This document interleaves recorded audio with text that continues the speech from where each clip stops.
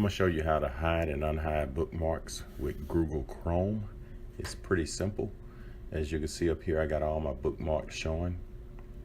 You just go up here to the top right, click these three dots, and go down to bookmarks, and go up here to the top where it says show bookmarks bar and click it, and it disappears. And to bring it back, you do the same thing. Go to these three dots, go to bookmarks, and go to show bookmarks. You click it and it brings the bookmarks back. So let's do it one more time. Up here on these three dots to the right,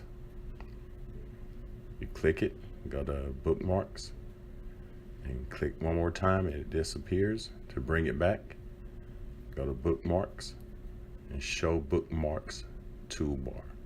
And there you go. That's all to it.